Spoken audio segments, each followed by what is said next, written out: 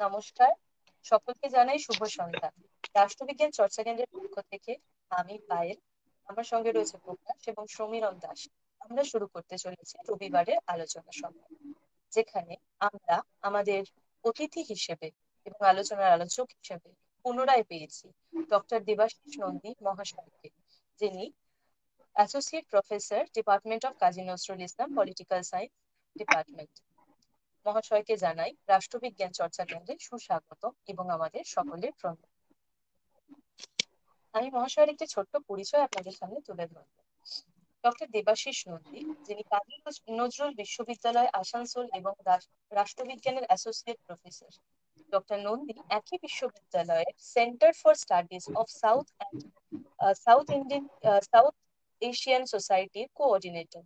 তিনি Republic of Tajikistan এর Tajik national ইউনিভার্সিটির ফরেন এরিয়া স্টাডিজ বিভাগের ভিজিটিং ফ্যাকাল্টি। তিনি রবীন্দ্রভারতী বিশ্ববিদ্যালয়ের রাষ্ট্রবিজ্ঞান বিভাগের অতিথি অধ্যাপক ছিলেন। ডক্টর নন্দী ভারত ও বিদেশের বিভিন্ন জার্নালে 40টি গবেষণাপত্র প্রকাশ করেছেন। তিনি সম্পাদিত খণ্ডে 41টি বইয়ের অধ্যায় লিখতেন। তিনি 8টি বইয়ের একমাত্র লেখক। 14টি বই এককভাবে সম্পাদনা করেছেন। দক্ষিণ এশিয়ার রাজনীতি নিয়ে তিনি 2টি গবেষণা প্রকল্পও শেষ করেছেন। গবেষণার জন্য এছাড়াও 66টি অধ্যায় এবং 55টি আর্টিকেল জার্নালে প্রকাশ পেয়েছে বিভিন্ন ন্যাশনাল এবং ইন্টারন্যাশনাল পাবলিকেশন হাউস থেকে। গবেষণার জন্য বিভিন্ন দেশ বিদেশে সফর করেছেন, যেমন শ্রীলঙ্কা, বাংলাদেশ, চীন, ইন্দোনেশিয়া, ফিলিপিন, মালয়েশিয়া, থাইল্যান্ড প্রভৃতি। আমরা অসংখ্য ধন্যবাদ জানাই মহাশয়কে পুনরায় আমাদের সঙ্গে আমাদের আহ্বানে সাড়া দিয়ে আমাদের এই মঞ্চে উপস্থিত হওয়ার জন্য। আমি মহাশয়কে অনুরোধ করব আমাদের আজকের আলোচনা সভা, যার শিরোনাম the potential hazards in regional and global politics, এই আলোচনা সভাটি শুরু করার জন্য। ধন্যবাদ। ধন্যবাদ। শুভ সন্ধ্যা সকলকে। রাষ্ট্রবিজ্ঞান চর্চার সকল সদস্যকে আমি ধন্যবাদ জানাই আমাকে আবার আমন্ত্রণ করার জন্য, এবং যে একটি কারেন্ট ইভেন্ট গ্লোবাল পলিটিক্সে চলছে, নতুন সংকট, সেটা হচ্ছে ইসরায়েল এবং ইরানের মধ্যকার যে বিবাদ, নতুন শুরু হওয়া বিবাদ, এবং এই বিবাদের কারণে রিজিওনাল এবং গ্লোবাল পলিটিক্সের ইফেক্ট কি, এর হিউম্যান সিকিউরিটির আসপেক্টে এই বিবাদের তাৎপর্য কি, এ বিষয়ে আমি একটু আমার ভাবনাটা শেয়ার করব। মধ্য এশিয়া, যে অঞ্চলটিকে আমরা মধ্য এশিয়া বলি, সে অঞ্চলের যদি আমরা রাজনৈতিক ইতিহাস দেখি, তাহলে দেখব যে এই অঞ্চলটি হিস্টোরিক্যালি খুব কনফ্লিক্ট প্রন একটা রিজিয়ন, যেখানে বিভিন্ন সময় বিভিন্ন বিবাদ এবং যুদ্ধ হয়েছে, এবং এই যুদ্ধগুলোর জন্য এবং সন্ত্রাসবাদী কার্যকলাপ এবং এক্সট্রা রিজিওনাল যে পাওয়ার্সরা রয়েছে, তাদের নিয়ন্ত্রণ, তাদের আক্রমণ এবং তাদের ইনভলভমেন্ট এই অঞ্চলের রাজনীতিকে খুব জটিল করে তুলেছে। ভূ রাজনৈতিক যে বিষয় অনেক জটিল করে তুলেছে।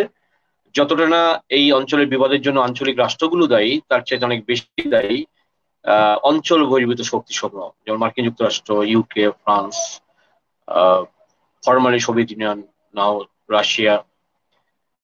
এবং যদি আমরা এই একটা ব্যাকগ্রাউন্ড দেওয়ার চেষ্টা করি, তারপর মূল আলোচনায় ঢুকি, তাহলে দেখবো যে ভূ রাজনৈতিক দিকটা তো অবশ্যই এটা খুব গুরুত্বপূর্ণ দিক, কারণ সেখানে পার্সিয়ান গালফ রয়েছে, আরাবিয়ান সি রয়েছে, এবং সেখানে এই অঞ্চলটি যেহেতু মানে অয়েল রিচ রিজিয়ন, তেল সমৃদ্ধ দেশ অঞ্চল, সেহেতু এনার্জি সিকিউরিটি পার্সপেক্টিভ থেকে এটা খুব গুরুত্বপূর্ণ। এবং এই অঞ্চলে নতুন করে যে ইনফ্রাস্ট্রাকচারাল ডেভেলপমেন্ট হচ্ছে, এবং সেখানে এই ইনফ্রাস্ট্রাকচারাল ডেভেলপমেন্টে তারা করার মাধ্যমে তারা নলেজ ইকোনমির দিকে অগ্রসর হচ্ছে, এবং সেই নলেজ ইকোনমিতে কন্ট্রিবিউট করছে ভারত, চায়না, অন্যান্য দেশ, তাদের মানব শক্তি। এবং ফলত এনার্জি সিকিউরিটির নির্ভর ডিপেন্ডেন্সি ছাড়াও এই অঞ্চলের সাথে, পার্সিয়ান গালফ অঞ্চলের সাথে বিভিন্ন দেশের কূটনৈতিক, রণকৌশলগত, প্রযুক্তিগত, সাংস্কৃতিক এবং আহ, এই আহ, দেশগুলোর সাথে নতুন করে আমাদের যে সম্পর্কগুলো বিভিন্ন দেখতে পাই, সেই সম্পর্কের মধ্যে একটা দিক হচ্ছে যে এই অঞ্চলের যে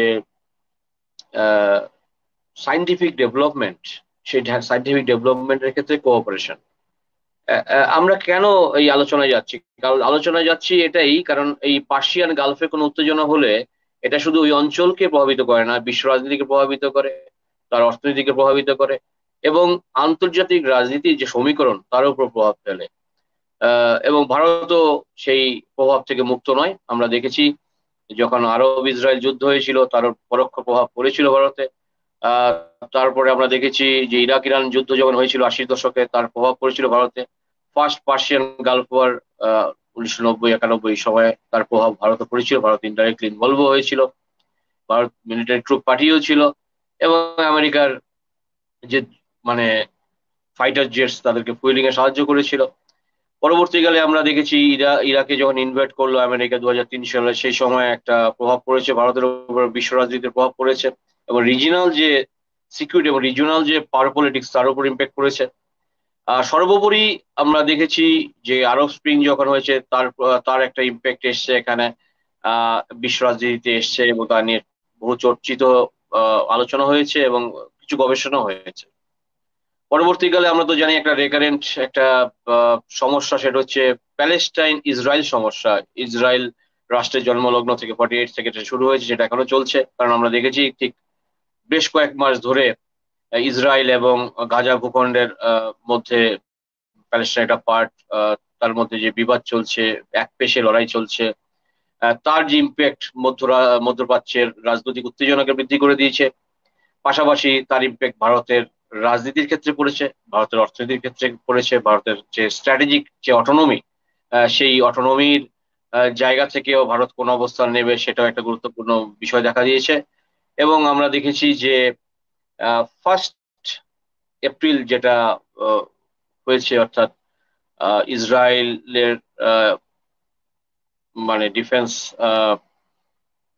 যে ডিফেন্স মিনিস্ট্রির যে একটা আহ, সিদ্ধান্ত, একটা বড় হঠকারী সিদ্ধান্ত, সেই সিদ্ধান্তের নিরিখে আহ, ইসরায়েল সিরিয়ায় অবস্থিত ইরানের দূতাবাসে আক্রমণ করেছে, এবং সেখানে দূতাবাস ধ্বংস হয়েছে এবং কিছু ক্ষয়ক্ষতি হয়েছে, এবং তার প্রত্যুত্তরে ইরান আবার ইসরায়েলের উপর রিটালিয়েট করেছে।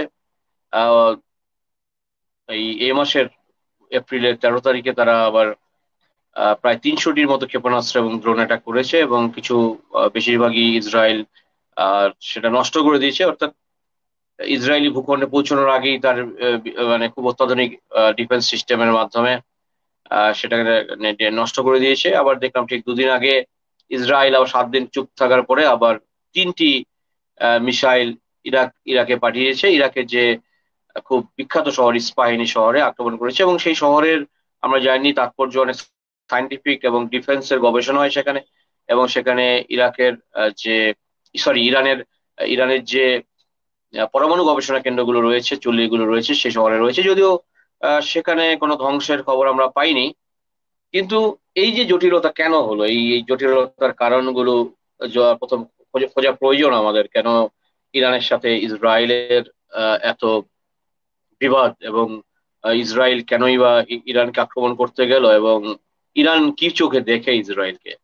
প্রথমত, মধ্যপ্রাচ্যের ভূ রাজনৈতিক যে সমীকরণ সেখানে যদি তাকাই তাহলে আমরা দেখব যে সেখানে কিন্তু একটা প্রচ্ছন্ন বিভাজিকা রয়েছে, অর্থাৎ শিয়া সুন্নির যে একটা বিভাজিকা। আমরা এটা নতুন নয়, this is very old one. এবং সেখানে সৌদি আরবের নেতৃত্বাধীন অন্যান্য সুন্নি রাষ্ট্রগুলো, বেশিরভাগই সুন্নি রাষ্ট্র, সেখানে তাদের যে একটা অ্যালায়েন্স, তারা ইরানকে বাধ্য করেই রাখে। এবং কিছু দিন আগে 2017 সালে আমরা যে দেখেছি ডোনাল্ড ট্রাম্প যখন রাষ্ট্রপতি ছিলেন মার্কিন যুক্তরাষ্ট্রের, তখন তিনি এই বিভাজনকে আরো ত্বরান্বিত করার জন্য কি করেছিলেন, 2017 সালে তিনি রিয়াদে গিয়েছিলেন, সৌদি আরবের রাজধানী, এবং সেখানে গিয়ে মধ্যপ্রাচ্যের বিভিন্ন দেশকে ডেকেছিলেন বৈঠকে। এবং সেখানে শুধু ডাক পাননি আহ কাতার এবং কাতারের রাষ্ট্রপ্রধান এবং ইরানের রাষ্ট্রপ্রধান। অর্থাৎ তাদেরকে একটা বাধ্য করে রাখার একটা পরিকল্পনা করা হয়েছে। এটা কেন করা হয়েছে? কারণ আমরা জানি আমেরিকার চোখে ইরান হচ্ছে একটা রোগ স্টেট, অর্থাৎ দুর্বৃত্ত রাষ্ট্র। মানে আমেরিকার মানে স্ট্র্যাটেজিতে, ফরেন পলিসিতে ইরানকে একটি রোগ স্টেট হিসেবে গণ্য করা হয়, এবং অন্যদিকে উত্তর কোরিয়াকে করা হয়। তাদের বিরুদ্ধে অভিযোগ কি, যে ইরানের বিরুদ্ধে অভিযোগ আমেরিকার যে গোপনে পরমাণু অস্ত্র তৈরি করে বা প্রযুক্তি সাপ্লাই করে অন্যান্য টেররিস্ট গোষ্ঠীকে, বা যেগুলো সাসপিসিয়াস স্টেটস, সেই স্টেট গুলোকে সাপ্লাই করে, এবং এটা বিশ্বের নিরাপত্তার পক্ষে খুব ভয়াবহ।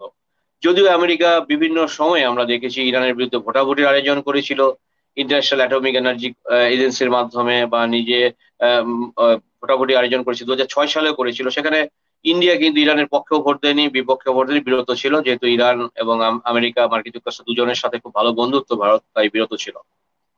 কিন্তু দেখা যাচ্ছে ইরানের পর বিভিন্ন সময় নিষেধাজ্ঞা দিয়েছে আমেরিকা, আমেরিকা ইকোনমিক স্যাংশন আরোপ করেছে, আবার স্যাংশন তুলেছে, আবার এখনো ইকোনমিক স্যাংশন আরোপ করছে। এখন ইরান কিন্তু, যদি আমরা ইরানকে দেখি, ইরান কিন্তু মধ্যপ্রাচ্যের অন্যান্য রাষ্ট্র অপেক্ষা পৃথক এই কারণে, মধ্যপ্রাচ্যের অন্যান্য রাষ্ট্রের যে অর্থনীতি, তেল নির্ভর অর্থনীতি, ইরানের অর্থনীতি মূলত তেল নির্ভর, কিন্তু পার্থক্য কি, মধ্যপ্রাচ্যের অন্যান্য রাষ্ট্রের ইন্ডিজিনাস টেকনোলজি, তার নিজস্ব টেকনোলজি নেই, বা নিজস্ব সাইন্টিফিক যে গবেষণা উৎকর্ষতার কোনো পরিচয় নেই। তারা তেল বিক্রি করে, সেই তেল বিক্রি করে সেই টাকা দিয়ে তারা ইনফ্রাস্ট্রাকচার ডেভেলপমেন্ট ঘটায় এবং আউটসোর্সিং করে। সেই ম্যানুয়াল লেবার থেকে শুরু করে ইঞ্জিনিয়ার সব বাইরে থেকে যায়।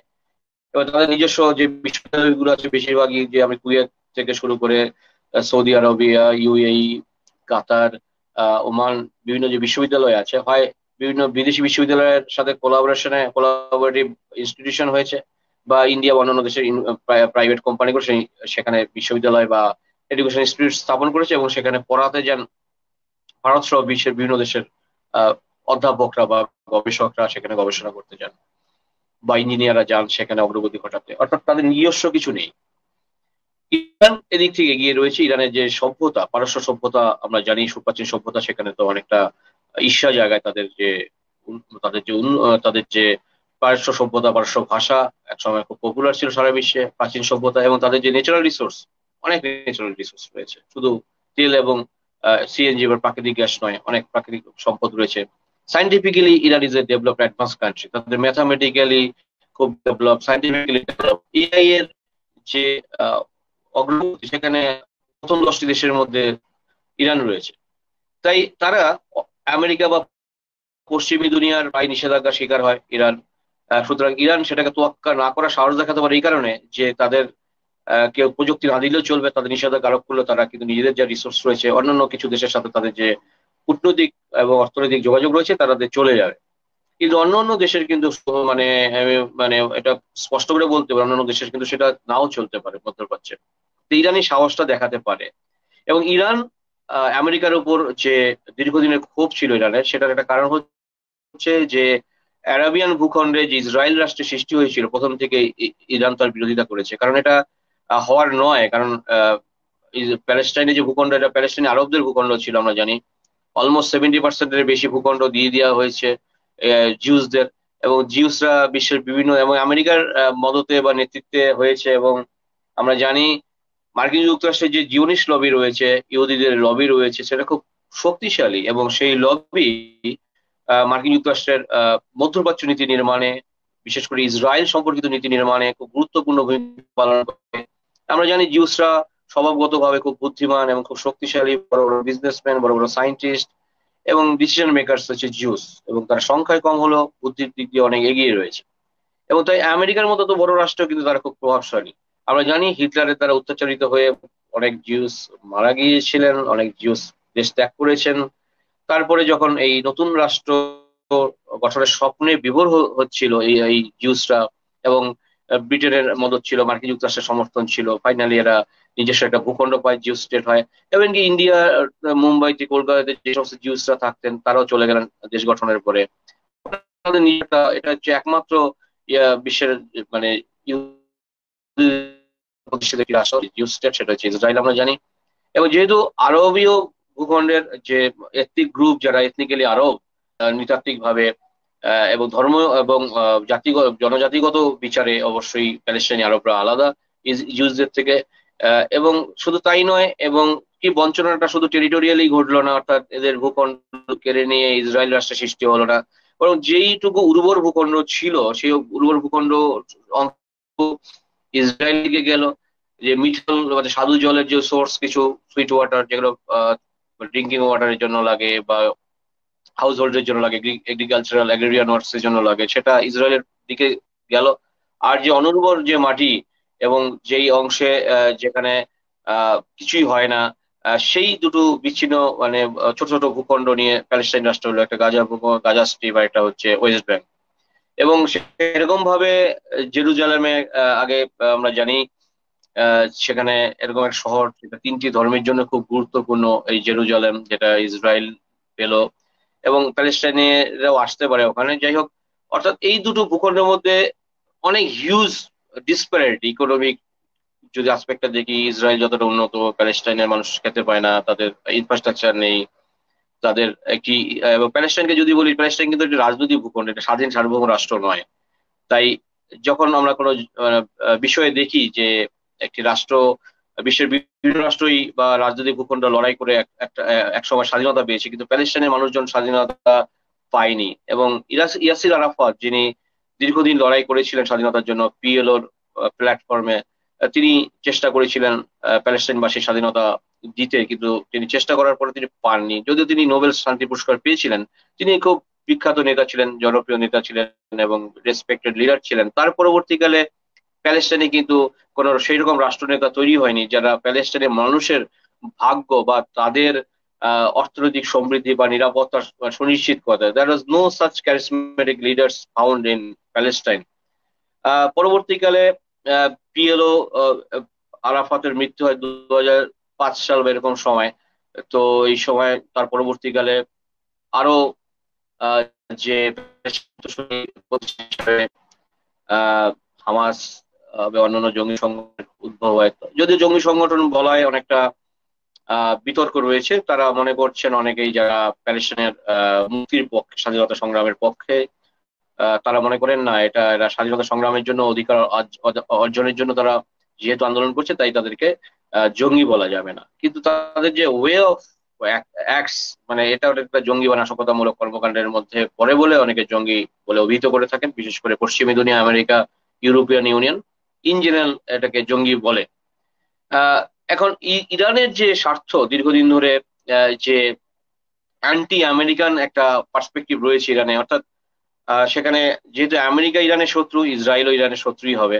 সুতরাং আমেরিকার আমি ইরানের পার্সপেক্টিভ থেকে যদি আমি দেখি যে ইরানের কেন সমস্যা, আমি কিছুটা বলার চেষ্টা করি। এবার আমি বলছি যে ইরান কিভাবে ইসরায়েলের বিপক্ষে যাওয়ার চেষ্টা করেছে। অর্থাৎ যদি টেরিটোরিয়ালি দেখি, যে ইরানের অবস্থান যেখানে, ইসরায়েলের অবস্থান কিন্তু অনেক দূরে, মাঝে অনেক বড় ভূখণ্ড রয়েছে।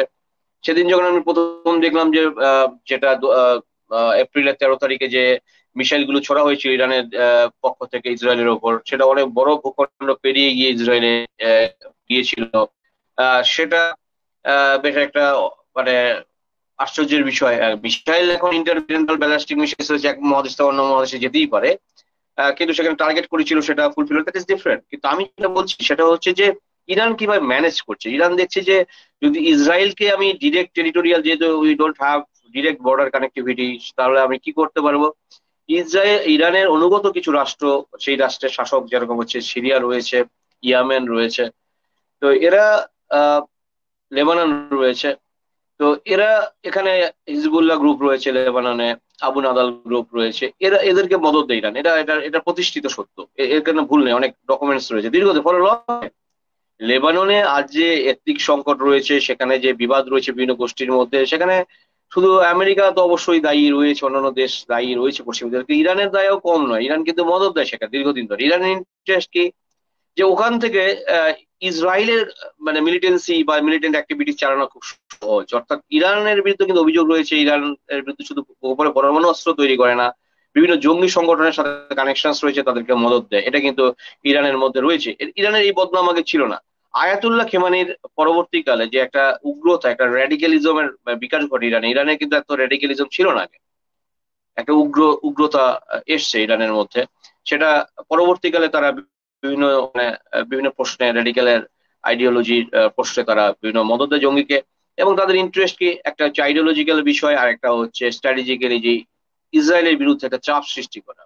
ইসরায়েল একটা ছোট একটা ভূখণ্ড, কিন্তু এত শক্তিশালী রাষ্ট্র, টেকনোলজিক্যালি খুব অ্যাডভান্সড, মহাকাশ গবেষণা, পরমাণু গবেষণা, আইটি থেকে শুরু করে এআই, অন্যান্য সাইন্টিফিক ডেভেলপমেন্টে খুব ডেভেলপ, এবং সেখানে মধ্যপ্রাচ্যে কোনো দেশকে সে পারত না। এত এত পুরো আরব দুনিয়ার এত মুসলিম ভূখণ্ডের মানে এরিয়া দ্বারা সারাউন্ডেড, তারপরে কোনো রাষ্ট্রকে পাত্তা দিতে পারে না, কারণ আমেরিকার মদত তো রয়েছে, পাশাপাশি নিজস্ব এত টেকনোলজি রয়েছে যে ইসরায়েলের নিরাপত্তা ব্যবস্থাকে চ্যালেঞ্জ করা খুব মুশকিল। তো ওভার কনফিডেন্ট এবং এবং এবং খুব powerful country in all terms.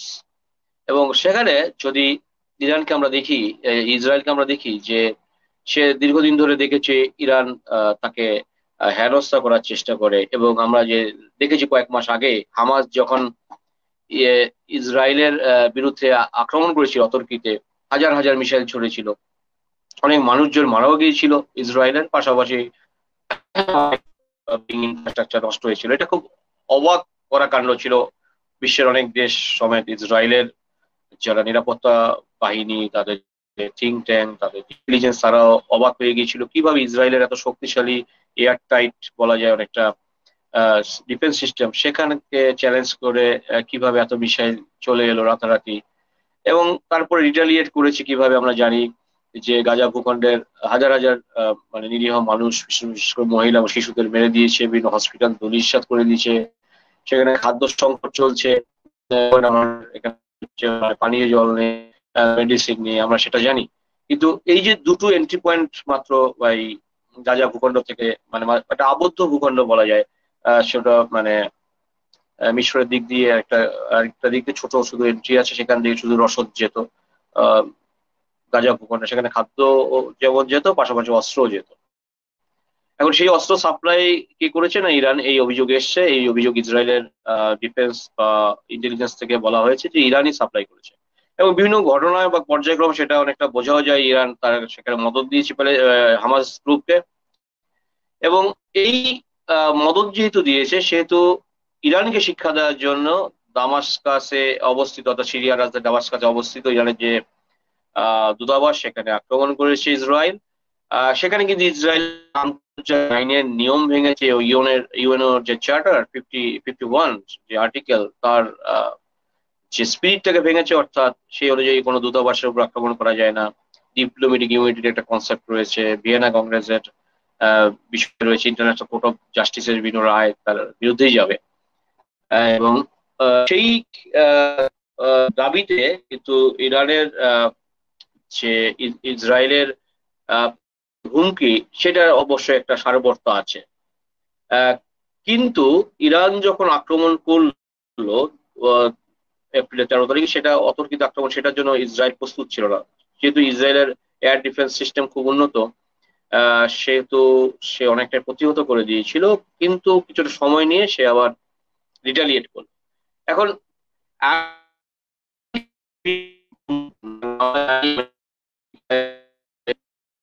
বৈঠক বসিয়ে ডিফেন্স নিয়ে, how USA will react, how is USA in this America সামনে। তো এতে এক অবস্থা সেখানে অর্থ অবস্থা খুব একটা ভালো নয়। আর্থিক হারের দিক বা বেকারত্বের যদি সংখ্যা বলি, আর সেই ডমিনেন্স নেই। আমরা জানি যে কে দমন করার জন্য সি থেকে আমেরিকা বেশ কয়েক বছর সেখানে ওদিকে হয়ে আছে। আহ, চায়না ঠিক তাইওয়ানকে ছেড়ে দেওয়া হচ্ছে, সেখানেও খুব প্রস্তুত আমেরিকা, যদি কোনো এরকম ঘটনা ঘটে, যুদ্ধ শুরু হয়, তাহলে সেখানে তাইওয়ানের পাশে দাঁড়াবে, একটা পরিকল্পনা রয়েছে। এবং প্যাসিফিক রিজিয়নে যে যে প্রেজেন্স, সেখানেও দিচ্ছে, সেখানে কাউন্টারের জন্য। এবং সার্বিকভাবে আমরা জানি এবং আমেরিকান বাহিনী কিভাবে ইউক্রেন একটা আছে, সেটা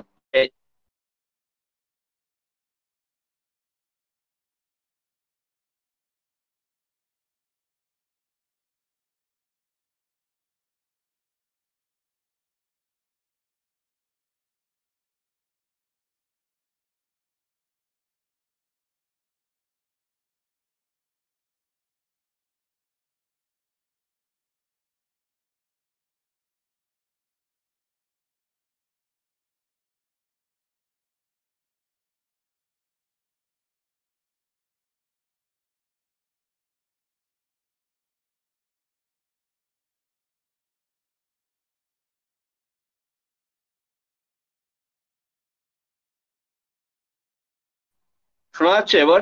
হ্যালো, শোনা যাচ্ছে?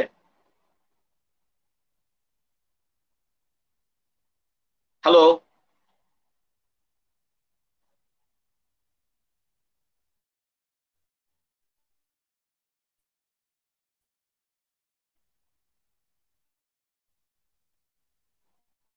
শোনা যাচ্ছে কি?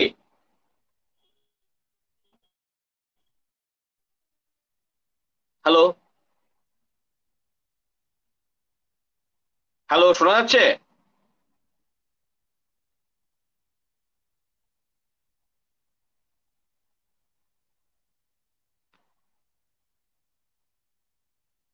যেটা বলছিলাম সেটা হচ্ছে যে আমেরিকা এই মুহূর্তে ইসরায়েলের সমস্যা কিভাবে রিয়েক্ট করবে সেটা খুব গুরুত্বপূর্ণ একটি বিষয়। যদি আমেরিকা সরাসরি এই আহ, মানে ইসরায়েলের পক্ষে দাঁড়ায় তাহলে মিডল ইস্টের এন্টার বিবাদের সমীকরণ পাল্টে যাবে এবং সেটা বৃহত্তর আহ, যুদ্ধের আকার ধারণ করতে পারে। অন্যদিকে ইউরোপিয়ান ইউনিয়ন জরুরি ভিত্তিতে বৈঠক করেছে ইউরোপিয়ান ইউনিয়নের নেতৃবর্গ যে যদি এই মুহূর্তে ইউরোপিয়ান ইউনিয়নের কি করা উচিত এবং ইউরোপিয়ান ইউনিয়ন কিভাবে এটাকে রেসপন্ড করবে। যদি এটা হয় যে যদি সম্ভাব্য যুদ্ধের পরিস্থিতি সৃষ্টি হয় বা যুদ্ধ হয় তাহলে এটা খুব ভয়াবহ যুদ্ধ হবে এবং সেখানে কি ধরনের জোট হতে পারে, কারা থাকতে পারে জোটে। একদিকে অবশ্যই ইসরায়েল, মার্কিন যুক্তরাষ্ট্র, মার্কিন যুক্তরাষ্ট্র এবং ইউকে, ন্যাটো, এরা থাকবে। অন্যদিকে থাকতে পারে আহ, ইরানের সাথে অবশ্যই Russia, China, north Korea, Yemen, এই দেশগুলো। এখন ইয়েমেনের একটা ভূমিকা রয়েছে এই রিজিওনাল সিকিউরিটির ক্ষেত্রে, কারণ হচ্ছে ইয়েমেনেও কিন্তু যে ইরানের জঙ্গিরা রয়েছে ইয়েমেনে, ইরানের মদতপুষ্ট জঙ্গিরা খুব ফস্টার্ড হয় এবং সেখানে সাপোর্টেড হয় ইরানের ফান্ডের দ্বারা। এবং এন্টায়ার যে রিজিয়ন, এই রিজিয়নের যে সমস্যা, এক্সিস্টিং সমস্যা, আমরা জানি যে আইসিস জনিত সংকট 2014 সালে অনওয়ার শুরু হয়েছে, পরে রিফিউজি সংকট এবং আনরেকগনাইজড রিফিউজিস রয়েছে, ইয়েমেনে রয়েছে, জর্ডানে রয়েছে। এবং এই যে আর্থিক সংকটে ভুগছে ইয়েমেন এবং জর্ডানে, সেখানে ইরানের সুবিধা কি যে সেখানে আর্থিক সংকটে থাকা যে ইউথ যারা রয়েছে তাদেরকে একটা ফান্ডিং করে যারা জঙ্গি নাশকতা মূলক কর্মকাণ্ড করার জন্য রিক্রুট করছে। এটা মিডিল ইস্টের পক্ষে ভালো নয় মোটেও। এখন এই ব্যাকগ্রাউন্ডের ভিত্তিতে আমরা যেটা আলোচনা যে আসতে আসতে পারে তাহলে যে কিরকম সংকটের মধ্য দিয়ে যাচ্ছে মিডিল ইস্ট এবং কিরকম অর্থনৈতিক মানে ইফেক্ট কি, এর স্ট্র্যাটেজিক ইম্প্যাক্ট কি, এর সাপ্লাই চেনের কি হবে এবং এন্টায়ার রিজিওনাল এফেক্ট কি হবে এবং গ্লোবাল এফেক্ট কি হবে। আমরা জানি তেল কূটনীতির একটা বড় অংশ মানে নিয়ন্ত্রিত হয় মধ্যপ্রাচ্যের দ্বারা, এবং মধ্যপ্রাচ্যের যখনই বিভিন্ন সংকট হয়েছে, ফার্স্ট গালফ ওয়ার থেকে শুরু করে ইরাক ইরান যুদ্ধ, পরবর্তীকালে আমরা জানি 2003 সাল অনওয়ার্ডস, 3 সালে আমেরিকা ইরাক আক্রমণ করেছে, ইরাকের উপর নিষেধাজ্ঞা আরোপ করেছে। এবং বিভিন্ন সময়ে আমরা জানি যে কুয়েতের এবং আহ, যেটা কাতারের উপরও একটা আমেরিকার একটা নিষেধাজ্ঞা ছিল। সেক্ষেত্রে দেখা যাচ্ছে যে এই মধ্যপ্রাচ্যের রাজনীতিতে একটা সমীকরণ হয়েছিল যে ইরানকে সাপোর্ট করেছে ওইদিকে কাতার এবং ওইদিকে আহ তুরস্ক। এবং তুরস্ক কিন্তু ইরানের পক্ষে, সুতরাং তুরস্ক কিন্তু বেশ শক্তিশালী রাষ্ট্র এবং সেই রাষ্ট্রপ্রধান কিন্তু খুবই অ্যারোগ্যান্ট। সুতরাং তিনি যদি ইরানের পক্ষ নেন তাহলে কিন্তু যুদ্ধের ভয়াবহতা হতে পারে, কারণ তুরস্ক আমেরিকার বিরোধী একটি রাষ্ট্র। এবং যদি যুদ্ধ হয় আমরা জানি অলরেডি তেলের মূল্য বা পেট্রো পণ্যের দাম বৃদ্ধি পেয়েছে এবং শেয়ার মার্কেটের ফল ঘটেছে এবং সেটা ভারতের শেয়ার মার্কেটের পতন ঘটেছে। এবং বিভিন্ন দেশ বলতে শুরু করেছে এই দুটো, বিশেষ করে ভারতের বিদেশ মন্ত্রক বলেছে যে এই দুটো দেশে যারা রয়েছেন ভারতীয়, তারা দেশে ফিরে আসুন বা নিরাপদে থাকুন। অন্যান্য দেশের যারা রয়েছেন তারা তো বলবেন, পরে ওয়ার্ক ফোর্স যদি চলে যায় ওই দেশ থেকে, ইঞ্জিনিয়ার চলে যায়, ম্যানুয়াল লেবার চলে যায়, এবং তার প্রভাব ওই দেশগুলোর ইকোনমিতে তো অবশ্যই পড়বে। পাশাপাশি যেটা হচ্ছে রিজিওনাল যে উত্তেজনা, যে রিজিওনাল যে পলিটিক্স, সেখানে যেটা হবে যে আরব রাষ্ট্রগুলো ভাবতে শুরু করছে তাহলে কি কোন দিকে তারা যাবে। এবং সৌদি আরবের একটা বড় ভূমিকা রয়েছে, কারণ হচ্ছে আমরা জানি সৌদি আরব বরাবরই আমেরিকার খুব বন্ধু রাষ্ট্র। সৌদি আরবের প্রাক্তন রাজা আবদুল্লাহ 1930-এর দশকের থেকে যে বন্ধুত্ব শুরু করেছিল আমেরিকার সাথে, তেল কূটনীতিকে মানে সামনে রেখে সেটা এখনো চলছে। ফলে আমরা দেখেছি যে যখন প্যালেস্টাইনের যে মানুষ মারা যায়, কিছু স্টেটমেন্ট ছাড়া সৌদি আরব কিন্তু কোনো কড়া পদক্ষেপ ইসরায়েলের বিরুদ্ধে নেয়নি, কারণ আমেরিকার বন্ধু হচ্ছে ইসরায়েল। ফলে সুন্নি মানে রাষ্ট্রবর্গের একটা নেতৃস্থানীয় রাষ্ট্র সৌদি আরব, তার কিন্তু খুব মানে জোরালো ভূমিকা প্রয়োজন, কিন্তু সে কিন্তু একটা ডিপ্লোমেসি, একটা একটা একটা মধ্যপন্থার নীতি গ্রহণ করে সৌদি আরব। এবং সৌদি আরব যদি মানে খুব শার্পলি রিয়েক্ট করে যে আমেরিকা বা পশ্চিমী দুনিয়া বা ইসরায়েলের বিরুদ্ধে, যে আরব দুনিয়ার ভাগ্য আরব দুনিয়ার মানুষজনই খুঁজিয়ে নেবে বা ঠিক করে নেবে, এবং শুধু পরিষ্কার করে দেয়, তাহলে কিন্তু মানে এই সংঘর্ষের মাত্রা অন্যরকম হবে। এবং ভবিষ্যতেও আরো মানে মানে মধ্যপ্রাচ্যের অন্যান্য সংকট আহ আহ, হওয়ার সম্ভাবনা কম থাকবে, কারণ হচ্ছে সেখানে বুঝে যাবে যে এক্সট্রা রিজিওনাল পাওয়ার্সরা, যে আরব রাষ্ট্রগুলো একত্রিত হচ্ছে। সুতরাং যদি যুদ্ধ হয় বা যুদ্ধের পরিস্থিতি হয়, মানে যদিও এটাকে যুদ্ধ বলা যায় না, কারণ যুদ্ধ যদি হয়, কারণ আন্তর্জাতিক আইনে যুদ্ধ সংক্রান্ত কোনো নীতি, অবশ্য নীতি রয়েছে, সেখানে বলা হয় যে যুদ্ধ রাষ্ট্রের দ্বারা সেটা ঘোষিত হতে হবে। আন্তর্জাতিক আইনে যুদ্ধ সম্পর্কিত যে নীতিগুলো রয়েছে সেখানে মানে মানতে হবে সেই যুদ্ধের নীতিগুলো।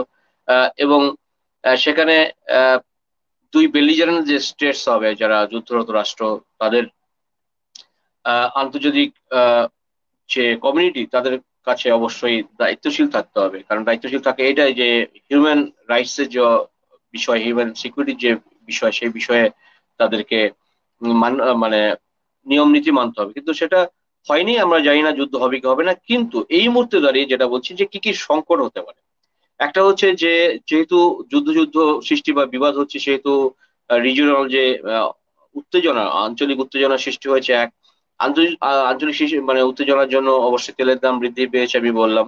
2 নম্বর হচ্ছে যে রিজিওনাল যে শেয়ার মার্কেট এবং আমদানি রপ্তানি যে বাণিজ্য, সেখানে এফেক্ট হয়েছে। 3 নম্বর হচ্ছে যে সাপ্লাই চেন হচ্ছে একটা ইন্টারডিপেন্ডেন্ট থিং। আচ্ছা, একটা হচ্ছে যে ইনওয়ার্ড সাপ্লাই, আউটওয়ার্ড সাপ্লাই, অর্থাৎ মধ্যপ্রাচ্যের বিভিন্ন দেশে ইনওয়ার্ড সাপ্লাই হয়, বিভিন্ন দেশ থেকে যায়, এবং আউটওয়ার্ড সাপ্লাই, তারা যে তেল বা গ্যাস বিক্রি করে, সেখানে একটা প্রভাব বিস্তার হয়েছে।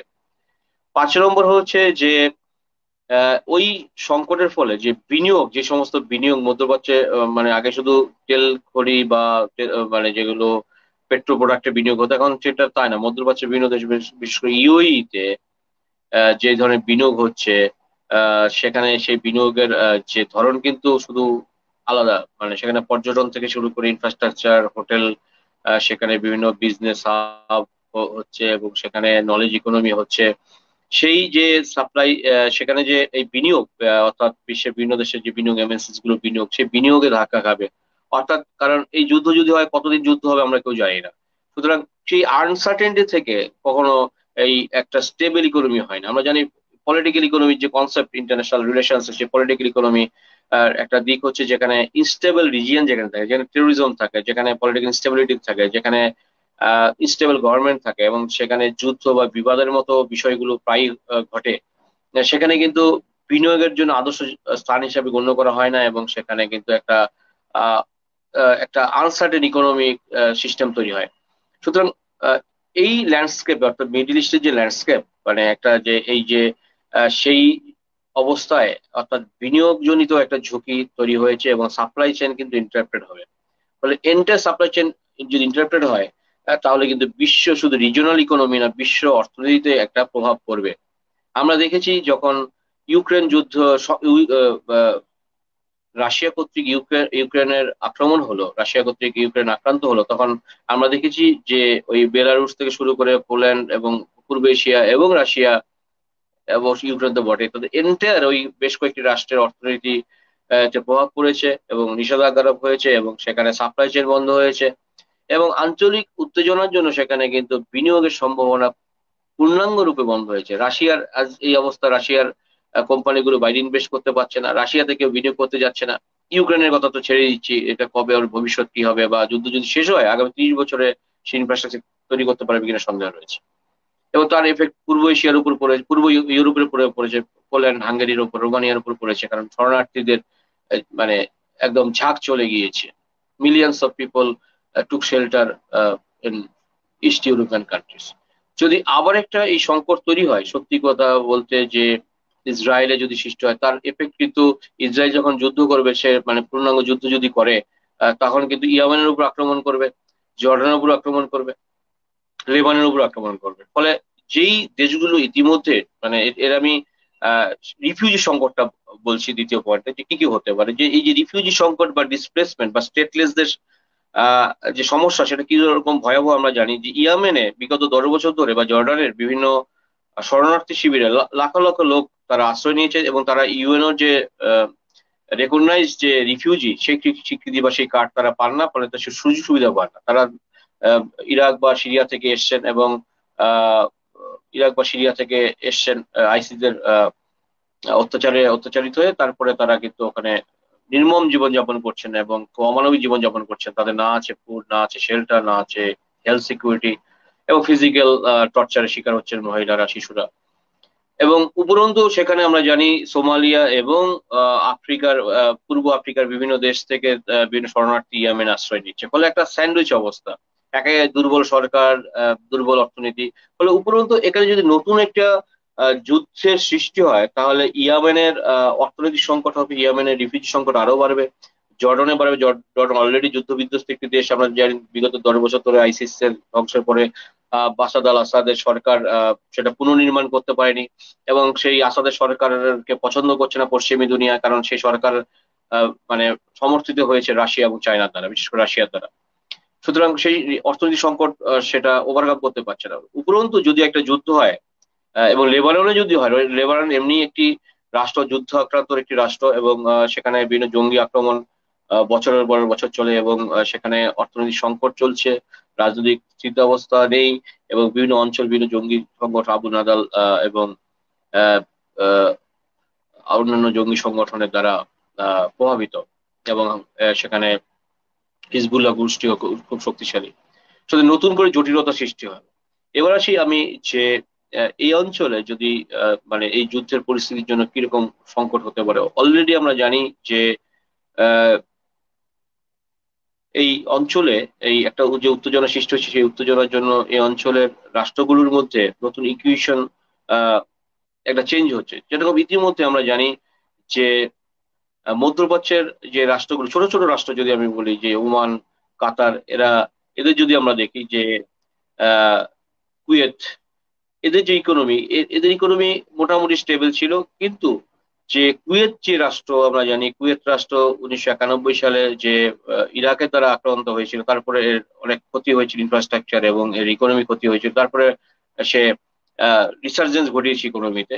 এখন এই কুয়েত, ওমান, এই দেশগুলোতে একটা বড় অংশের মানুষ তারা কাজ করতে যায়। ভারত থেকে যায়, পাকিস্তান থেকে যায়, বাংলাদেশ থেকে যায়, নেপাল থেকে যায়, বিশ্বের বিভিন্ন দেশ থেকে আসে। অর্থাৎ বিভিন্ন দেশের রেমিটেন্স এর একটা বড় উৎস হচ্ছে মিডল ইস্ট কান্ট্রিজ গুলো। অর্থাৎ এই যুদ্ধ যখন হবে, যেই দেশের কর্মচারীরা যা ওয়ার্ক ফোর্স সেখানে গেছে, তারা দেশে ফেরত আসবে, বা তারা কাজ হারাবে, বা কম বেতন পাবে, কারণ অর্থনৈতিক অনিশ্চয়তার জন্য। ফলে যে এই যে একটা রেসিপ্রোকাল যে একটা ইকোনমিক রিলেশনস, সেই ইকোনমিক রিলেশনস এ একটা ইন্টারেক্ট হবে। এবং আমরা জানি এই যুদ্ধ হলে অবশ্যই আবার নতুন করে স্যাংশন আরোপ করে। স্যাংশন শুধু ইরানের উপর আরোপ হবে না, আরোপ হবে ইয়ামেনের উপর, জর্ডানের উপর, এবং আহ লিবিয়ার লেবাননের উপর, লিবিয়ার উপর, লেবাননের উপর। তো এই যে অর্থনৈতিক নিষেধাজ্ঞা যদি আরোপ হয়, তাহলে দেখা যাচ্ছে এই রাষ্ট্রগুলোকে কিন্তু অন্যান্য রাষ্ট্র সাহায্য করতে পারবে না, অন্যান্য রাষ্ট্র মানবিক সাহায্য করতে পারবে না, কারণ গ্রেট হিউম্যান সিকিউরিটি কোশ্চেন হবে। কারণ হিউম্যান সিকিউরিটির আমরা জানি বড় কোশ্চেন হচ্ছে যেখানে মানবিক নিরাপত্তা, অর্থাৎ খাদ্য, বস্ত্র, বাসস্থান, হেলথ, এনভায়রনমেন্টাল হ্যাজার্ডস, এগুলো এই ইস্যুগুলো, কারণ সেগুলো অলরেডি চ্যালেঞ্জের সম্মুখীন।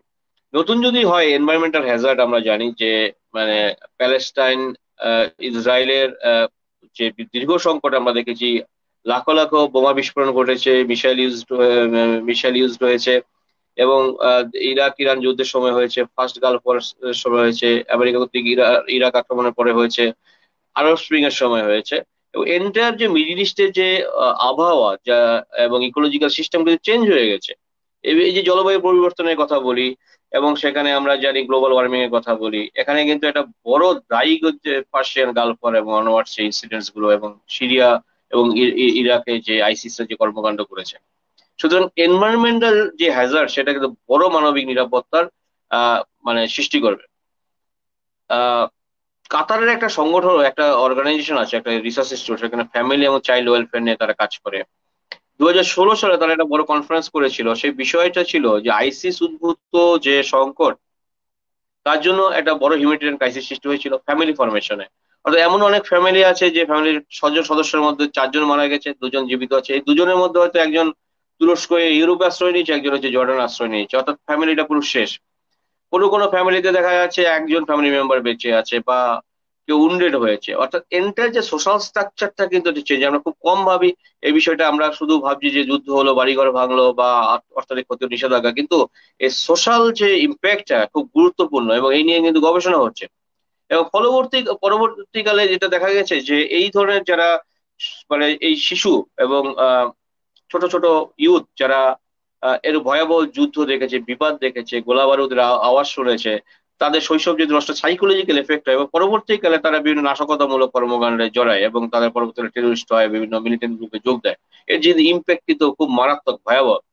অর্থাৎ রিজিওনাল সিকিউরিটির যে দুটো আসপেক্ট, একটা হচ্ছে ট্রেডিশনাল সিকিউরিটি, যেটা হচ্ছে যে ন্যাশনাল সিকিউরিটির কথা বলি, আমরা কিভাবে আক্রান্ত হচ্ছি অন্য দেশের দ্বারা, মানে মিসাইলের দ্বারা বা এরিয়াল বোম্বারমেন্ট হচ্ছে কিনা বা গোলা বারুদ ছোড়া হচ্ছে। আর একটা হিউম্যান সিকিউরিটি। তো হিউম্যান সিকিউরিটির যে কোশ্চেনে, সেখানে কিন্তু একটা ডিলেমা রয়েছে, একটা ডবল স্ট্যান্ডার্ড পলিসি আমরা দেখতে পাই পশ্চিমী দুনিয়া। অর্থাৎ এই যে আমেরিকার কথা বলি, যে এই আমেরিকা এবং পশ্চিমী দুনিয়া, তারা আমরা জানি যে ভিয়েনা কনভেনশন থেকে শুরু করে হেগ কনভেনশন, বিভিন্ন সময় আন্তর্জাতিক আইন প্রণয়নের জন্য বিভিন্ন রকম মানবিক নিরাপত্তা, মানবাধিকার রক্ষার জন্য বিভিন্ন মানে ব্যাপার হয়েছে কনভেনশন। এবং সেখানে বলা হয়েছে প্রিজনার্স অফ ওয়ার সম্পর্কে কত আইন কানুন করা হয়েছে। কিন্তু সেখানে দেখা যাচ্ছে আমেরিকা হচ্ছে সবচেয়ে বেশি দায়ী এই সমস্ত মানবিক নিরাপত্তা লঙ্ঘন করার জন্য, মানবিক হিউম্যান রাইটস লঙ্ঘন করার জন্য এবং প্রিজনার্স অফ ওয়ার যে নীতি সেটা ভায়োলেট করার জন্য। পরবর্তীকালে এরকম যখন যুদ্ধ হবে, আবার প্রিজনার্স অফ ওয়ার ইস্যু হবে, তারা বন্দী হবে, তাদের উপর নির্যাতন করা হবে। যেমন আমেরিকা 2003 সালে যখন ইরাক আক্রমণ করলো, সাদ্দাম হোসেনকে ফাঁসি দিল, সাদ্দাম হোসেনের 2 ছেলে উদে কুশে এদেরকে মেরে ফেললো, পরিবারের লোকজনদের মেরে ফেললো, তাদের যে অ্যাসোসিয়েট সবাইকে মেরে ফেললো। এবং প্রিজনার্স অফ ওয়ার হলো ইস্যুতে যে আহ, যারা যুদ্ধবন্দী, অর্থাৎ পরাজিত সৈনিক, পুলিশ বাহিনী বা আরো ব্যুরোক্রেটস, তাদের আটক করা হলো, আবু ঘ্রাইব জেলে নৃশংস অত্যাচার করা হলো। এবং সেখানে আমেরিকার বিরুদ্ধে কিছু সেনানীর বিরুদ্ধে কোর্ট মার্শাল হলো। তারপরে কিন্তু আমেরিকা সেটা থামায়নি। আরব স্প্রিং এর যে একটা ঘটনা আমাদেরকে মনে করিয়ে দেয়, যদিও এটা প্রসঙ্গ বহির্ভূত নয়, আমি এটা ডিলেট করার চেষ্টা করছি। 2011 সালে তখন গণতন্ত্রের জন্য টিউনিশিয়াতে যে আন্দোলন শুরু হয়েছিল, অর্থাৎ সেটা একটা বিপ্লব হয়েছিল। এবং সেখানে দেখা গেল যে টিউনিশিয়া থেকে পরবর্তীকালে আহ আহ, লিবিয়া এবং ইজিপ্ট, বিভিন্ন দেশে একটা গণতন্ত্রকামী মানুষজন তারা এক্সিস্টিং গভর্নমেন্টের বিরুদ্ধে আন্দোলন করেছিল। এবং আমেরিকা মানে চলে এলো সেই আহ, সমস্যা মেটাতে নিজে স্বঘোষিত নেতা হিসাবে। অর্থাৎ যে এখানে গণতন্ত্র নেই, গাদ্দাফি স্বৈরাচারী, মানছি গাদ্দাফি স্বৈরাচারী, কিন্তু গাদ্দাফিকে হটিয়ে একটা পাপেট গভর্নমেন্ট ফর্ম করলো, সেখানে ন্যাটোকে নিয়ে এলো। মূল উদ্দেশ্য হচ্ছে সেখানে পাপেট গভর্নমেন্ট ফর্ম করা এবং সেখানে তেল খনিগুলোর উপর আধিপত্য বিস্তার করা। অর্থাৎ প্রোপাগেশন যেটা হয়, প্রোপাগান্ডা বা প্রচার আন্তর্জাতিক রাজনীতিতে যেটা করে পশ্চিমী দুনিয়ার প্রচার যেটা, আর অ্যাকচুয়াল অ্যাক্টিভিটিস যেটা, সেটার মধ্যে একটা বিস্তর পার্থক্য রয়েছে। বিভিন্ন সময় বিভিন্ন কর্মকাণ্ডের মাধ্যমে, বিভিন্ন আহ, যুদ্ধ সংক্রান্ত বা বিবাদ সংক্রান্ত বিভিন্ন অ্যাক্টিভিটিস আমেরিকা এবং পশ্চিমী দুনিয়া সেটা বুঝিয়ে দিয়েছে। অর্থাৎ এই যে যদি যুদ্ধ হয়, রিজিওনাল সিকিউরিটি একটা বিষয়, অবশ্যই বিষয়, এবং সেখানে enter regional security, Gulf cooperation corporation, তার একটা ভূমিকা রয়েছে, আরব লীগের একটা ভূমিকা রয়েছে। এখন এই আরব লীগ এবং গালফ কোঅপারেশন কর্পোরেশন, এরা যদি খুব এগিয়ে না আসে, এরা যদি যদি কমিটেড রিজিওনাল, তাদের নিজেদের মধ্যে যে বিবাদগুলো রয়েছে, শিয়া সুন্নি বর্ণনা সমীকরণ, সেগুলোর ঊর্ধ্বে উঠে এসে যদি মনে না করে যে আমাদের বিবাদ আমাদের মেটাতে হবে, তাহলে কিন্তু আগামী দিনে মধ্যপ্রাচ্যের বিভিন্ন দেশগুলোর অটোনমি আরো নষ্ট হবে। দেশগুলোর অর্থনৈতিক শুধু ক্ষতি হবে না, মানবিক নিরাপত্তা চ্যালেঞ্জের সামনে যাবে, এনভায়রনমেন্টাল হ্যাজার্ড হবে। এবং একটা ওই উত্তেজনার জন্য এন্টায়ার পলিটিক্যাল ইকোনমি ভেঙে পড়বে। এটার একটা দিক রয়েছে দেখুন, যে বর্তমানে বিশ্ব যেদিকে এগুচ্ছে সেটা হচ্ছে যে গ্রিন এনার্জির দিকে যাচ্ছে, অল্টারনেটিভ মানে এনার্জি সোর্সের দিকে যাচ্ছে। অর্থাৎ এবং কি সৌদি আরব সমেত অন্যান্য মধ্যপ্রাচ্যের দেশগুলো এটা বুঝতে পেরেছে, যারা তেল বিক্রি করে, বিক্রি ভিত্তিক অর্থনীতি যাদের রয়েছে, তেল কেন্দ্রিক অর্থনীতি, যে আগামী দিনে তেলের সঞ্চয় যেমন ফুরিয়ে যাবে, পাশাপাশি মানুষ মানে পৃথিবীকে বাঁচানোর জন্য, পরিবেশকে বাঁচানোর জন্য অল্টারনেটিভ এনার্জি সোর্সের দিকে যাবে। সুতরাং আমাদেরকেও সেদিকে ভাবতে হবে অল্টারনেটিভ। সুতরাং যদি ওই অঞ্চলে উত্তেজনা থাকে, তাহলে কিন্তু অন্যান্য দেশ যেদিকে মুভ করছে, গাড়ি থেকে শুরু করে অন্যান্য বিভিন্ন আহ, আহ, মানে ফ্যাক্টরি চালানোর ক্ষেত্রে বিকল্প শক্তি সন্ধান খুঁজছে, গ্রিন এনার্জির দিকে খুঁজছে, এবং সেটা অনেক সফল হয়েছে। সুতরাং মধ্যপ্রাচ্যের উপর ডিপেন্ডেন্সি কিন্তু কমবে, অর্থাৎ তেল সঞ্চয় থাকতে থাকতে তাদের উপর ডিপেন্ডেন্সি কমবে, তাদের ইকোনমি ধসে যাবে, এবং তারা মনে করবে মধ্যপ্রাচ্যের যে একটা বড় রুট আমি বললাম যে পার্সিয়ান গালফ থেকে শুরু করে হরমুজ প্রণালী, আমরা জানি কিছুদিন আগে ইসরায়েলের একটা পণ্যবাহী জাহাজকে আটক করেছে হরমুজ প্রণালী থেকে ইরানের নৌবাহিনী। অর্থাৎ এরকম যদি করতে থাকে, তাহলে এই প্রতিহিংসা পরমাণু যদি হয়, তাহলে যেটা হবে, এই অঞ্চলে উত্তেজনা বৃদ্ধি পাবে। পাশাপাশি এই অঞ্চলে যদি এই উত্তেজনা হয়, তাহলে অনেক দেশই তাদের এই যুদ্ধ মানে মানে মানে কি বলবো, বাণিজ্যবাহী পণ্যবাহী জাহাজ ওই ওই অঞ্চলে পাঠাবে না, তারা তেল আনবে না। এবার তেল কোথা থেকে আনবে? তেল আনবে তারা হচ্ছে ল্যাটিন আমেরিকা থেকে আনবে, সেন্ট্রাল এশিয়া থেকে আনবে, দক্ষিণ পূর্ব এশিয়ার বিভিন্ন দেশ, ব্রুনাই বা ইন্দোনেশিয়া থেকে আনবে, বা অন্যান্য আফ্রিকা থেকে আনবে, আফ্রিকা দেশগুলো থেকে আনবে। ফলে সেই দেশগুলোর কিন্তু ভাবার সময় এসছে, তাদের যদি এরকম উত্তেজনা থাকে, পলিটিক্যাল ইকোনমিতে একটা এফেক্ট হবে, এবং সেখান থেকে তাদের ইকোনমি কিন্তু একটা ডাউনফল করবে। এবং যদি দেখি আমরা ইতিহাস মধ্যপ্রাচ্যে, তাহলে কোনো যুদ্ধের কিন্তু ভালো পরিণতি ঘটেনি। যুদ্ধ শেষ হয়েছে বা শেষ হয়নি, প্রচন্ডভাবে চলছে, তাদের দেশগুলো কিন্তু শেষ হয়ে গেল। মানে ইরাক এবং ইরান দুটো সমৃদ্ধ রাষ্ট্র ছিল, অনেক মানুষ ওখানে ইরাক ইরান দুদেশে কাজ করতে যেত, এবং ইরাক ছিল দক্ষিণ মধ্যপ্রাচ্যের মধ্যে একমাত্র সেকুলার স্টেট। মানুষ কিন্তু সুটেড বুটেড ছিল, ইরানের লোকও কোটটাই পড়তো। আয়াতুল্লাহকে আমি বললাম খেমানির রাজত্বের উপরে একটা রেডিক্যালিজমের দিকে গেছে, কিন্তু অবশ্যই ইন্টেলেকচুয়ালি অনেকটা সুপিরিয়র ইরান। কিন্তু বিষয়টা হচ্ছে এই, যে সেই বিবাদগুলো নিয়ে কিন্তু ওই যে গ্লোবাল যে পলিটিক্যাল লিডার্স, গ্লোবাল প্লেয়াররা পাওয়ার প্লে করছে। অর্থাৎ এই পাওয়ার প্লে করতে গিয়ে ওই দেশগুলো যেহেতু এক্সট্রা রিজিওনাল পাওয়ার, অর্থাৎ এই অঞ্চলে কোনো যদি আহ, বিবাদ হয় বা যুদ্ধ হয়, তাদের এফেক্ট কিন্তু তাদের উপর পড়ে না, তাদের ইকোনমিক এফেক্ট হয়তো কিছুটা পড়লেও পড়তে পারে, কিন্তু যে ডিরেক্ট সিকিউরিটির দিকে থ্রেট হয় না। ফলে তারা এই অঞ্চলকে দিয়ে মজা করে। অর্থাৎ কোনো অঞ্চলে যদি উত্তেজনা থাকে, যদি ইনস্টেবিলিটি থাকে, যেখানে যদি অশান্তি থাকে, কোনো ইস্যু থাকে, এটা মনে রাখা প্রয়োজন যে সেই ইস্যুটাকে কন্টিনিউ করবে এক্সট্রা রিজিওনাল পাওয়ার্সরা। এখন এই যে গ্লোবাল পলিটিক্স বর্তমানে, সেটা কি হতে পারে? যে ইউরোপিয়ান ইউনিয়নের সাথে বিভিন্ন দেশের সাথে কিন্তু মানে মিডল ইস্টের দেশগুলো খুব ভালো সম্পর্ক, তাদের এনার্জি সিকিউরিটির প্রশ্নই শুধু নয়, তাদের সাথে ভালো আমদানি রপ্তানি আছে, ইউরোপিয়ান ইউনিয়নের সাথে আছে, ইন্ডিভিজুয়ালি দেশগুলোর সাথে, ইউকের সাথে রয়েছে। প্রযুক্তিগত বিভিন্ন বিষয়ের উপর কিন্তু ডিপেন্ডেন্ট, মানে এই মধ্যপ্রাচ্যের দেশগুলো ইউরোপের ওপর, আমেরিকার উপরও ডিপেন্ডেন্ট। এখন যদি এই যুদ্ধ হয় বা যুদ্ধের বিভিন্ন আলাদা আলাদা গোষ্ঠী বা দুটো আলাদা লবি তৈরি হয়, তাহলে কিন্তু সেখানে যেটা হবে, সেটা মধ্যপ্রাচ্যের দেশগুলো যেহেতু নিজস্ব প্রযুক্তি নেই, এর প্রযুক্তিগত সমস্যায় পড়বে। পাশাপাশি এই যে ডায়াসপোরা একটা বড় ফ্যাক্টর, ডায়াসপোরা একটা বড় ফ্যাক্টর মধ্যপ্রাচ্যে, আমরা খুব কম গুরুত্ব দিই এই বিষয়ে, যে মানে মধ্যপ্রাচ্যের বিভিন্ন দেশে, বিশেষ করে ইউএই তে, ওমানে, কুয়েতে, যে Indian diaspora, Pakistan diaspora, Bangladeshi diaspora, Nepali diaspora, এরা কিন্তু অনেক বেশি পরিমাণে থাকে। তারা একটা গুরুত্বপূর্ণ রোল প্লে করে, তারা কিন্তু স্থায়ীভাবে ওখানে বাসিন্দা হয়ে গিয়েছে, তারা ওখানে রেসিডেন্সিয়াল কার্ড রয়েছে, তারা এনজয় করে। ফলে তাদের যে ভবিষ্যৎ, সেটা নষ্ট হবে। তাদের যে যে অর্থনৈতিক নির্ভর, যে তাদের জীবন, তাদের জীবিকা, তার উপরে এফেক্ট হবে। এবং সুতরাং এই অবস্থায় যে কি করণীয়, তাহলে ইউএনও কি করবে, ইন্ডিভিজুয়াল স্টেট গুলো কি করবে? ইউএনও আমরা জানি যে বিভিন্ন সময় ইউএনও কার্যকরী ভূমিকা পালন করতে পারে না, তার নিজস্ব সেনাবাহিনী নেই, এটা মানে শান্তিরক্ষী বাহিনী, এটা তো একটা পয়েন্ট। 2 নম্বর হচ্ছে আহ, ঠিক ইউএনও কে চালনা করার মতো কিছু দেশ তো অবশ্যই রয়েছে, এটা ভিটো সিস্টেমের জটিলতা রয়েছে। তৃতীয়ত যেটা রয়েছে, ইউএনও বুঝে গেছে তার স্টেটমেন্ট দেওয়া ছাড়া কোনো কাজ নেই। বিভিন্ন সমস্যা আমি বলছি যে সেটা বিভিন্ন দেশের এথনিক সমস্যা জনিত কারণে কোনো ভায়োলেন্স, জেনোসাইড সেই বিষয়ে হোক, সেটা আফ্রিকার কোনো, আমরা জানি রাওয়ান্ডার মতো দেশে জেনোসাইড হয়েছে 90 দশকে, কিছুই করতে পারেনি। কঙ্গো সংকট থেকে শুরু করে বিভিন্ন সংকটে, সোমালিয়া, তারপরে হচ্ছে সুদান, বিভিন্ন সমস্যায় কিছু ট্রুপ পাঠিয়েছে, কখনো আপাত একটা সমাধানের পথ বসিয়েছে, কোনো স্টেটমেন্ট যে রোহিঙ্গা সমস্যার স্টেটমেন্ট দিয়েছে, অর্থাৎ স্থায়ী সমস্যা করতে পারেনি। কারণ আর মধ্যপ্রাচ্যের সমস্যাটা অনেক জটিল, কারণ মধ্যপ্রাচ্যের যে আমি বিভিন্ন সংকটের কথা বললাম, বিভিন্ন ইভেন্টের কথা বললাম, যুদ্ধ বা বিবাদের, এখানে ইউএনও শুধু কুয়েতের যে ইভেন্টটা ছাড়া, ফার্স্ট গালফ ওয়ার ছাড়া সেইভাবে সাফল্যের সাথে কোনো সমাধান করতে পারেনি।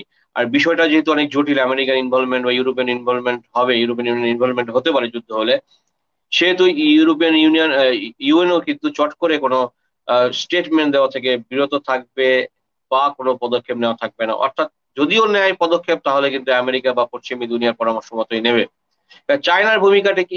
চায়না হচ্ছে এমন একটি দেশ, সে কিন্তু তার আহ অর্থনৈতিক যে স্বার্থ সেটার কথা বেশি মানে ভাবে। যে আমরা দেখেছি এক সময় যে কলোনিয়াল পাওয়ার্স গুলো ইউরোপের বা আমেরিকার মতো নিউ কলোনিয়াল যে স্টেট পাওয়ার, যে তারা কিন্তু রাজনৈতিক অর্থনীতি, শুধু অর্থনীতি না, রাজনৈতিক বিষয়ে তারা ইনভলভ করে বিভিন্ন দেশের, অর্থাৎ মানে ভূ রাজনৈতিক ব্যাপারে বা সেই দেশের ইন্টারনাল পলিটিক্স এ জড়িয়ে পড়ে। চায়না শুধু সেখানে ট্রেড বোঝে, ইকোনমিক ইন্টারেস্ট বোঝে, আহ, সেটা সহজে যায় না। হ্যাঁ, চায়না কোন জায়গায় করে, যেমন কোয়ারের বিরুদ্ধে একটা রাশিয়ার সাথে জোট করেছে, উত্তর কোরিয়া আছে সেখানে প্রচ্ছন্ন ভাবে। কোথায় করবে? যে সেই জায়গায় চায়না ঢুকবে যেখানে হয়তো কোনো এরকম পরিস্থিতি হলে রাশিয়া বা অন্যান্য দেশের সাথে, তুরস্কের সাথে অ্যালায়েন্স করে সেটা তারা আহ, মানে চাপ সৃষ্টি করবে, কারণ সেখানে একটা জয়ী হয়ে সেই এলাকাতে অর্থনৈতিক দখলদারি নিতে পারবে। আফ্রিকা তো যে চায়নার যে অবস্থান আমরা জানি, সেটা রাজনৈতিক না, অর্থনৈতিক দখলদারি। বিভিন্ন তেল খনি থেকে শুরু করে কয়লা খনি, বিভিন্ন খনিজে চাইনিজ কোম্পানিগুলো আছে, প্রায় 7 লক্ষ চাইনিজ কর্মী বা ইঞ্জিনিয়ার্স ওখানে থাকেন। বিভিন্ন দেশে ইনভেস্টমেন্টে টাকা দিয়েছে, কেনিয়াকে দিয়েছে, একটা মানে নাইরোবি থেকে মোসাম্বা, এই নাইরোবি থেকে এই ওদের যে বন্দর শহর সেখানে রয়েছে, সেখানে আহ একটা রেল লাইন ব্যবস্থা করে দিয়েছে। সেখানে চায়না টাকা দিয়ে সেখানে চাপ সৃষ্টি করছে। শুধু মিডিল ইস্টের ক্ষেত্রেও সেটা হবে, যে যদি চায়নার ইনভলভমেন্ট হবে সেটা হচ্ছে অর্থনৈতিক ইনভলভমেন্টের স্বার্থে হবে। যাই হোক, সেটা যাই হোক, কিন্তু এই মুহূর্তে যেটা বলার প্রয়োজন, তাহলে India, what is the role of India? India এই মুহূর্তে কোনো স্টেটমেন্ট সেইভাবে আহ, কড়া কোনো স্টেটমেন্ট দিচ্ছে না। India just wait and see policy নিয়েছে এবং নেওয়া উচিত এই কারণে, কারণ আমরা জানি ইরানের সাথে ভারতের বন্ধুত্ব খুব নিবিড়, এবং সুপ্রাচীন কাল থেকে ইসরায়েলের সাথে আমাদের খুব স্ট্র্যাটেজিক পার্টনারশিপ রয়েছে, ইকোনমিক পার্টনারশিপ রয়েছে, টেকনোলজিক্যাল পার্টনারশিপ রয়েছে। 7th লার্জেস্ট ট্রেডিং পার্টনার আমাদের ইন্ডিয়ার। এবং 1991 অনওয়ার্ডস যেভাবে ইসরায়েলের সাথে আমাদের গ্রোয়িং সিনার্জিস অর্থাৎ সখ্যতা বেড়েছে, সেটা শুধু আহ, বিভিন্ন কারণের সাথে, অবশ্যই আমেরিকা একটা ফ্যাক্টর, আমেরিকার সাথে বন্ধুত্ব বেড়েছে, ইসরায়েলের সাথেও বেড়েছে, তার জন্য যেহেতু দুটো বন্ধু রাষ্ট্র। এখন ভারতীয় মুসলিমদের ভাবাবেগের একটা ব্যাপার আছে, সেখানে ইসরায়েলকে বেশি সমর্থন করে, সেটা একটা ব্যাপার। পাশাপাশি দেখা যাচ্ছে যে আমাদের ইরানকেও দরকার, ইসরায়েলকেও দরকার। আমার মনে হয় এখানে মধ্যপন্থা অবলম্বন, নীতি অবলম্বন করাই শ্রেয়। কারণ হচ্ছে সব ব্যাপারে ইনভলভমেন্ট করে লাভ নেই। হ্যাঁ, ভারত যেটা করে, ভারতের বিদেশিদের একটা প্রিন্সিপালস রয়েছে, যে বিশ্বের বিভিন্ন দেশে যখন অশান্তি হয়, যেখানে উত্তেজনা দেখা যায়, যেখানে মানবিক নিরাপত্তার প্রশ্ন দেখা যায়, মানবাধিকার লঙ্ঘনের প্রশ্ন দেখা যায়, সেখানে ভারত প্রতিবাদ জানায়, স্টেটমেন্ট দেয় শান্তি রক্ষার জন্য বা স্ট্যাটাস কো রক্ষার জন্য। ভারত বিভিন্ন বার্তা দেয়। সুতরাং ভারত সেই অবস্থানই করবে বলে আমার মনে হয়।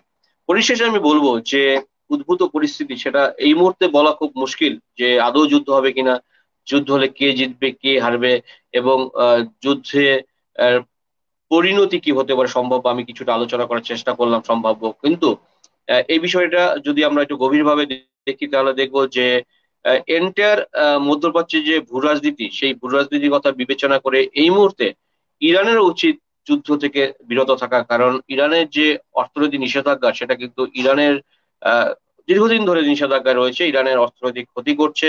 কারণ এই মুহূর্তে ইরান যে আমি বলি এয়ারলাইন্স এর কথা বলি, ইরানের মাহিন এয়ার বা ইরানিয়ান এয়ারলাইন্স, তারা খুব পুরনো এয়ারক্রাফট দিয়ে চালাচ্ছে মেরামতি করে, কারণ তারা পারছে না। কারণ বিশ্বের দুটো দেশ বা দুটো অঞ্চল মানে এয়ারক্রাফট ভালো তৈরি করে, একটা বোয়িং এবং এয়ারবাস, সেটা ইউরোপ বা আমেরিকা, ইউরোপিয়ান কনসার্ট এবং অ্যারোস্পেসের কনসার্ট তৈরি করে এবং আমেরিকা তৈরি করে। সেখান থেকে নতুন বোয়িং বা এয়ারবাস কিন্তু ইরান কিনতে পারছে না।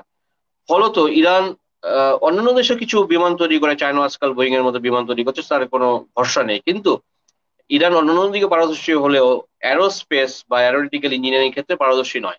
সুতরাং তার যে টিকে থাকা আন্তর্জাতিক মানে রাজনীতিতে বা কমিউনিকেশন বা ট্রান্সপোর্ট সিস্টেম, এয়ার ট্রান্সপোর্টের ক্ষেত্রে তার যে নিরবচ্ছিন্নতা বজায় রাখার জন্য তার কিন্তু উচিত একটা একটা বিবেচকের ভূমিকা পালন করা, কারণ এখানে যুদ্ধ কিন্তু হয়তো ইসরায়েলের ক্ষতি হলো কিছু, কিন্তু ইরানের ক্ষতিও কিন্তু কম হবে না, কারণ যুদ্ধ হলে ইসরায়েলের পাশে কিন্তু এন্টার পশ্চিমী দুনিয়া থাকবে এবং আমেরিকা থাকবে। সুতরাং সেখানে ইরানের উচিত যুদ্ধ থেকে বিরত থাকা, কারণ ইসরায়েল ছোট রাষ্ট্র, সে নিজস্ব প্রযুক্তি থাকা সত্ত্বেও তার বড় ভরসা হচ্ছে আমেরিকা এবং পশ্চিম দুনিয়া। সুতরাং আমার মনে হয় ইরানের জনগণের একটা বড় অংশের উচিত যুদ্ধের বিরোধিতা করা, ইসরায়েলের একটা বড় অংশ উচিত জনমত গড়ে তুলে যুদ্ধের বিরোধিতা করানো, কারণ যুদ্ধের ভয়াবহতা কি সকল দেশের নাগরিকরা সেটা জানেন এবং মধ্যপ্রাচ্যের মানুষজন তো খুব ভালো করেই জানেন। Thank you.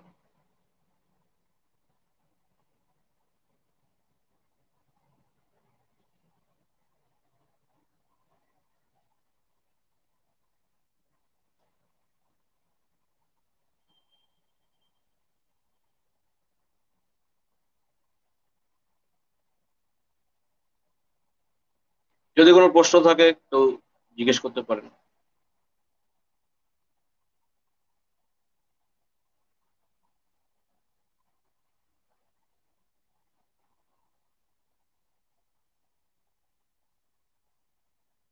হ্যালো, শোনা যাচ্ছে?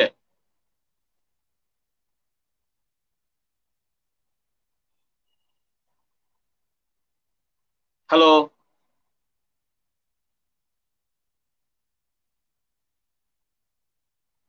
শোনা যাচ্ছে?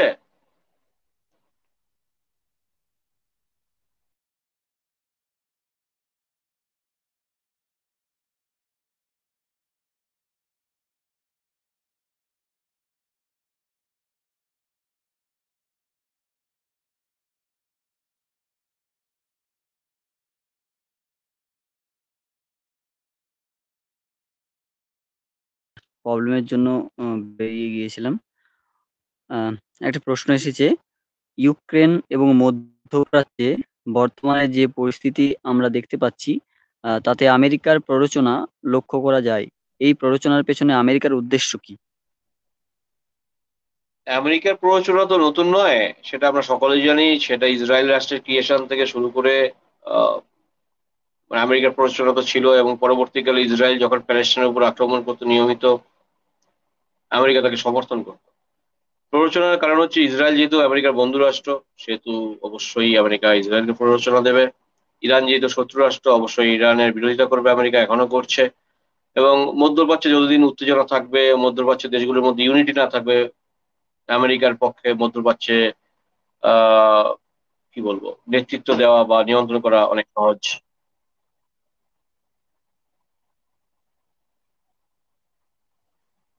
পরবর্তী প্রশ্ন স্যার, ইরান এবং ইসরায়েলের কনফ্লিক্টের ফলে ভারতের কি রকম প্রভাব ফেলতে পারে বর্তমান সময়ের পরিপ্রেক্ষিতে? ভারতের উপর তো অবশ্যই প্রভাব পড়বে, অনেকগুলো কারণে প্রভাব ফেলবে। এক, ইরানের কাছ থেকে আমরা তেল, বিশেষ করে মানে গ্যাস বেশি আনি, যেটা সিএনজি, আর সেটা সাপ্লাই চেইন বন্ধ হতে পারে। এক, 2 নম্বর হচ্ছে ইসরায়েলের কাছ থেকে আমরা ডিফেন্স কোঅপারেশন আছে, আমাদের সাথে ডিফেন্স চুক্তি আছে, স্ট্র্যাটেজিক পার্টনার আমরা। টেকনোলজি আনি, আমরা সাপ্লাই করি ইসরায়েলের, ফলে এমনি আমদানি রপ্তানি বন্ধ হবে। আর 3 নম্বর হচ্ছে ভারতের সিদ্ধান্ত গ্রহণ প্রক্রিয়া, অর্থাৎ এই ভারত কোন দিকে যাবে, কাকে সমর্থন করবে বা নীরব থাকবে, এই সিদ্ধান্ত গ্রহণ প্রক্রিয়া একটা ডিলেমা দেখা দেবে, সেখানে একটা জটিলতা থাকবে। চতুর্থত, ওখানে যারা ভারতীয় যারা চাকরি করছেন, গবেষণা করছেন, তাদের ভবিষ্যৎ কি হবে, শুধু ইরাক এবং আহ ইসরায়েলে নয়, মধ্যপ্রাচ্যের অন্যান্য দেশের সাথে প্রভাবিত হবে, তাদের ভবিষ্যৎ কি হবে, ইন্ডিয়ান ডায়াসপোরা যারা আছে তাদের ভবিষ্যৎ কি হবে। এবং অবশ্যই সেখানে যখন এরকম যুদ্ধ হবে, শেয়ার বাজার বাজার পতন ঘটবে, সেখানে বিনিয়োগের ঝুঁকি হবে, এবং ইন্ডিয়ার অনেক বিনিয়োগ রয়েছে মিডিল ইস্টে, সেখানে অবশ্য বাধাপ্রাপ্ত হবে, সাপ্লাই চেইন ইন্টারপ্রেট হবে, বহুমুখী প্রভাব।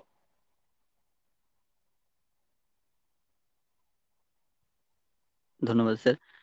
স্যার, এখানে চীনের কোনো ভূমিকা রয়েছে, মানে কিরকম ভূমিকা রয়েছে এর, মানে চীন কনফ্লিক্টের উপর? ডিরেক্টলি শার্পলি রিয়েক্ট করেনি, কিন্তু ইরানের সাথে চীনের একটা খুব ভালো বন্ধুত্ব রয়েছে, রাশিয়ার সাথে রয়েছে। সেক্ষেত্রে যদি হয়, চীন অস্ত্র সাপ্লাই করবে রাশিয়াকে, চীন অস্ত্র সাপ্লাই করবে ইরানকে, রাশিয়াও ইরানকে অস্ত্র সাপ্লাই করবে।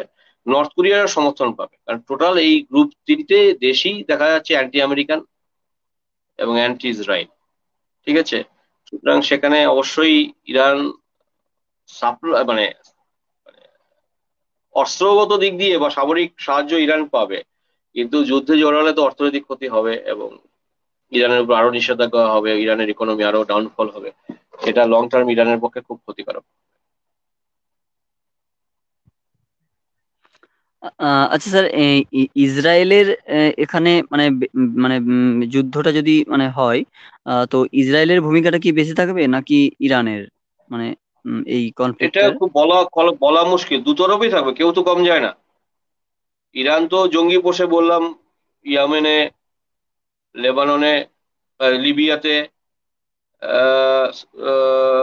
সরি, ইয়েমেনে, লেবাননে এবং জর্ডনে জঙ্গি পোষে ইরান। তো সে তো জঙ্গি নাশকতামূলক কর্মকাণ্ড দীর্ঘদিন ধরে চালাচ্ছে ইসরায়েলের বিরুদ্ধে, এবং ইসরায়েলও চায় যে এই জঙ্গিগুলোকে মারতে, এবং সেখানে ইরানকে একটা সিগন্যাল দেওয়ার জন্যই দামাস্কাসে অবস্থিত ইরানের দূতাবাসে বিস্ফোরণ ঘটিয়েছে। ফলে ইসরায়েলও কম দায়ী নয়। ইসরায়েল তো অবশ্যই একটা যুদ্ধবাজ রাষ্ট্রের তকমা পেতে যাচ্ছে। আর ইরান তার যে অটোনমি, স্ট্র্যাটেজিক অটোনমি, তার যে একটা অবস্থা, সে একটা শক্তিশালী রাষ্ট্র, সেটা বারবার প্রমাণ করতে চায়। Technologically sound, in terms of nuclear power, Iran is developed, এবং ইরানের নিজস্ব প্রযুক্তি আছে এবং ইরান চ্যালেঞ্জ করতে পারে। ইরাক ইরান যুদ্ধের সময় প্রমাণ করেছে এবং এখনো প্রমাণ করতে চাইছে। অসংখ্য ধন্যবাদ স্যার। আজকের আলোচনাটি খুব সুন্দর হয়েছে এবং যারা এখানে আলোচনাটি শুনলেন তাদেরকেও অসংখ্য ধন্যবাদ। আম, স্যারকে আবারও ধন্যবাদ জানিয়ে আজকের আলোচনা আমরা এখানেই শেষ করছি। সকলকে শুভরাত্রি। ধন্যবাদ সকলকে, শুভরাত্রি। শুভরাত্রি স্যার।